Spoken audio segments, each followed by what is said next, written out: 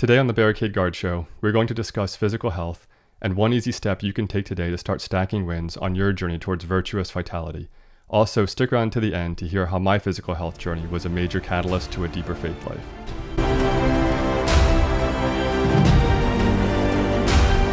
When my wife and I got married almost 15 years ago, am I really that old? Everyone knew that we were passionate about our Catholic faith and that we intended on being open to the gift of children. So much so that when my twin brothers delivered their best men speech, which was a wedding-themed remix of 'Twas the Night Before Christmas, they even joked that, years later now, it's no surprise to see a full-sized van of the Flynn family. More rapid than rabbits their new babies came. John whistled and shouted and called them by name. Now Trinity, now Faith, now John Patrick III, on Joseph, on Mary, on God's holy word. Rebecca and I were thrilled to be married and excited to start our family. Neither one of us had any known health issues, and we assumed that within a month or two we'd be making the big announcement that baby number 1 was on the way. But we didn't conceive during the first 2 months, or even the first 3, 4, or 5 months. After 6 months had passed, my wife was starting to get worried. What if one or both of us has fertility issues? What if we could never have children? We had learned NFP during our engagement, and were using that along with a fertility monitor to try to achieve pregnancy, but still no baby. It was around that time that I was introduced to a new physical trainer at our local YMCA, who taught me some new exercise routines, but also made some nutritional suggestions that sounded like crazy talk to me at the time. See, I was the guy that thought that switching from Cinnamon Toast Crunch to Raisin Bran was getting healthy, and I considered cereal an anytime meal. Breakfast, 2 bowls of cereal. Dinner when I was in a hurry or lazy, cereal. Healthy dessert, wait for it, cereal. So when the trainer suggested removing conventional dairy products from my diet, I'm surprised I didn't moo at him. What was I supposed to put in my cereal? Water? But I had a passion for wanting to improve my health, so rather than write off his suggestion, I started asking questions and reading. And little by little, I became more and more convinced that there were good reasons to give it a try. So I did, and my wife did too.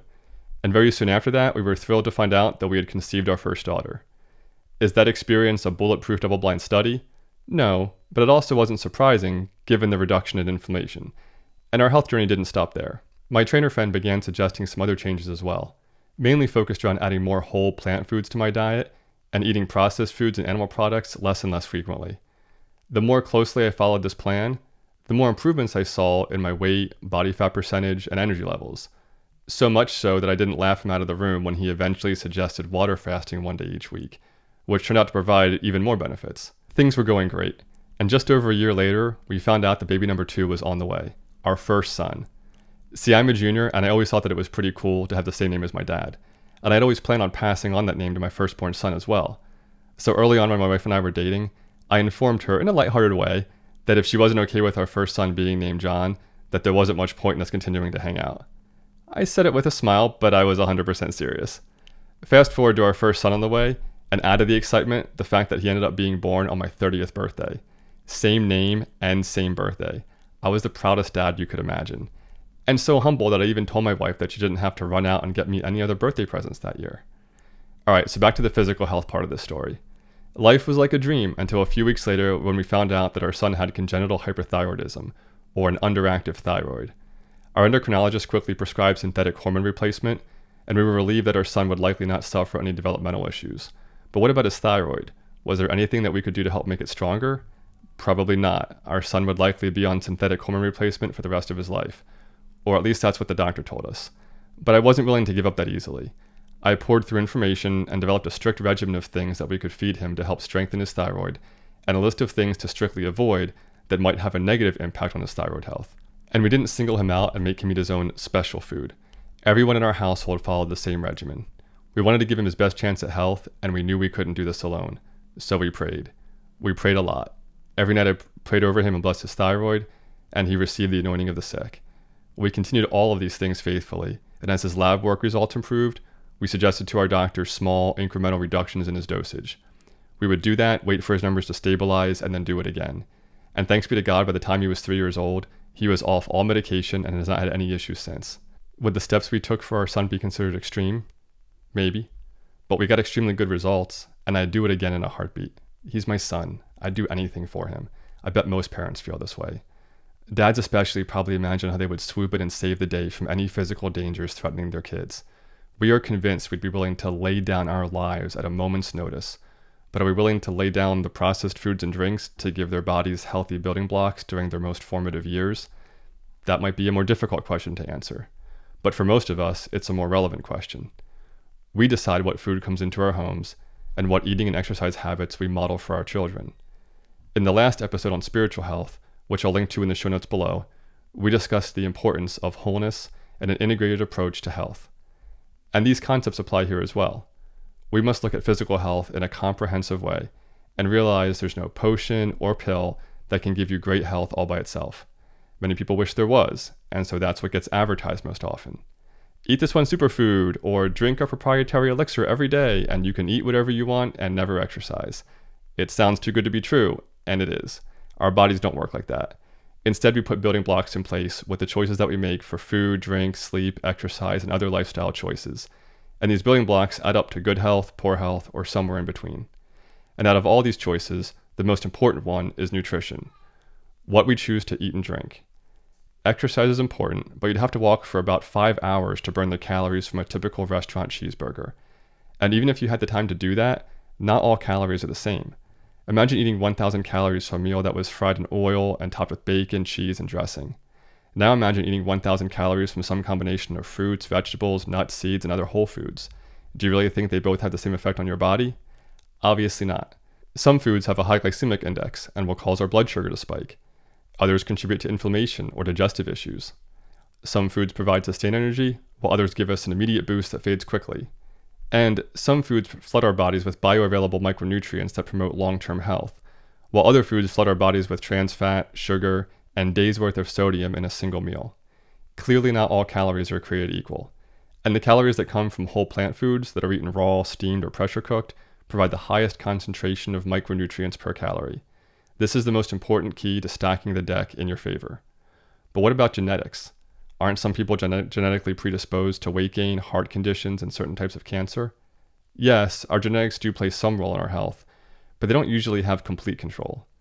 In most cases, we choose with our food and lifestyle choices which genes are expressed or activated. Maybe heart disease or prostate cancer runs in your family, but you get a say in whether or not those conditions are given the fuel that they need to develop in your body, and in the bodies of your children. There will always be some variables in life that are not completely within our control. But let's not use that as an excuse to avoid making the good choices that we can make when it comes to sleep, exercise, and most importantly, nutrition. Let's do what we can for ourselves and for our families, so that we all have the best chance that we can at vibrant and thriving health during the time that we have in this life. We might not be able to do everything, but we can do some things.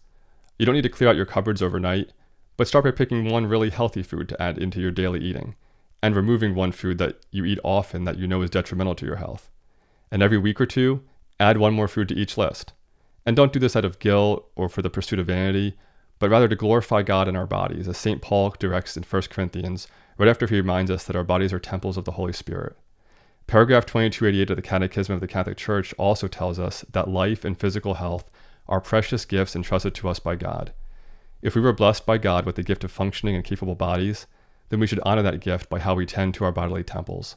Not in an obsessive way, but with the virtues of prudence, temperance, fortitude, and self-control. Let's avoid prideful vanity and pursue virtuous vitality. When we do, we'll have more energy to serve our families and more mental clarity to focus during prayer. And as we build virtuous habits in our pursuit of physical health, the benefits can overflow into our spiritual lives as well.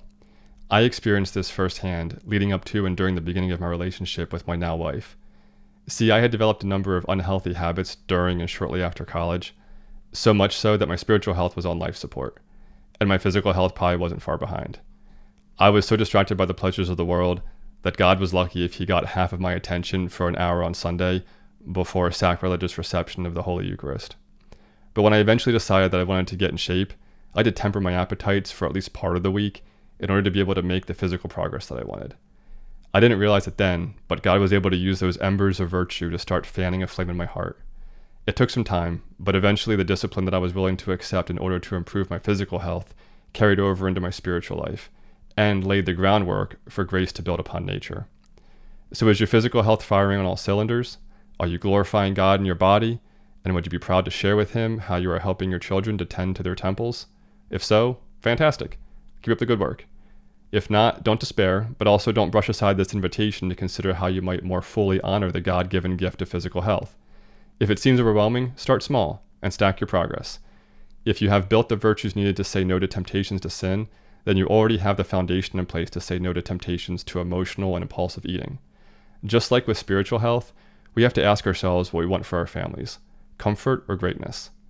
I'm not trying to make the case that you have an absolute moral obligation to optimally maximize your physical health, but I am here to offer the invitation to take responsible steps to honor the gift of your health, and to encourage you along the way. You have the opportunity to bless your family with their best chance at virtuous vitality: real whole foods, mostly plants, sleep and exercise, purified drinking water, a simple whole life approach to physical health that supports and enhances your spiritual health. Not only that, but having excellent health often means being able to decrease dependence on hospitals and pharmaceuticals, which in turn makes you better prepared to weather times of emergencies and supply chain disruptions. More on that in future episodes. Join me next week when I'll take a deeper dive into nutrition, take a look at my 2 favorite meals, and discuss some hacks for making real food work on a budget and a busy schedule.